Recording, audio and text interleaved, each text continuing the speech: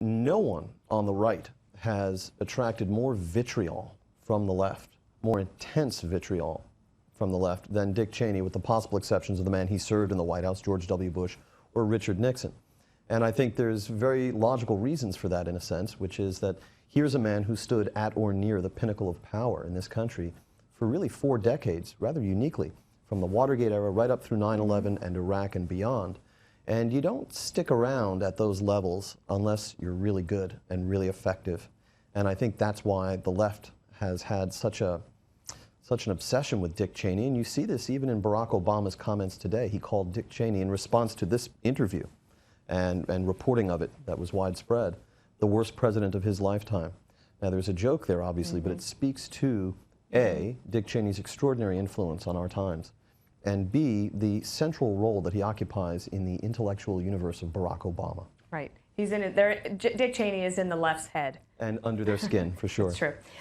So tell me about getting the interview, because having been the press secretary in the Bush administration, at the end there, Dick Cheney was a reluctant interviewer. Okay, so how did this come about that you had got actually a chance to spend several hours with him, longer than even he had agreed to, and he opens up about everything?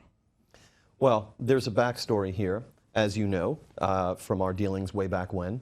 I covered the Bush-Cheney White House for Fox News in real time. I traveled the world with Dick Cheney on the Air Force One blue and white fleet of airplanes. We went to Europe together. We went to the Middle East. These are situations where you're hitting 10 countries in 8 days, that sort of thing.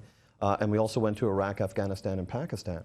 On the last of those trips I did with him in 2005, the end of 2005 in Pakistan, as is the custom, Fox News, meaning me, was supposed to get an interview with the principal, the vice president, on the ground somewhere on that trip. Dana Bash of CNN got her interview. It took place on the side of a snowy mountain in Pakistan. She was very upset at the end because she felt that the setting wasn't right. And then Steve Schmidt, who was running press for Vice President Cheney at that time, later of Game Change fame, announced that they were cutting the trip short because it was believed that the vice president, in his role as president of the Senate, needed to cast a tie-breaking vote in what was then a 50-50 Senate. Schmidt and the others assured me, Rosen, when we get back to Washington, we promise you, you're going to get this interview with the vice president. We won't forget. We won't let anyone Bigfoot you. You're going to do this. And of course, as soon as the wheels of Air Force Two touched down at Joint Base Andrews, just outside of Washington, everybody not named James Rosen promptly forgot about James Rosen's scheduled interview with Dick Cheney. The next time, I wouldn't have forgotten. No, this did not involve you, regrettably. And the next time the vice president sat down with Fox News was in February of '06 for a very dramatic sit-down with our chief anchor at the time, Britt Hume, for the purpose of explaining how and why the vice president had come to shoot his friend in the face on a hunting trip in Texas. And as I sat in my office and watched that interview, I thought to myself, it's going to be a long time, old boy, before you get to sit down with this man, if ever. Fast forward 9 years, and I ran into the Cheneys at a party in Washington.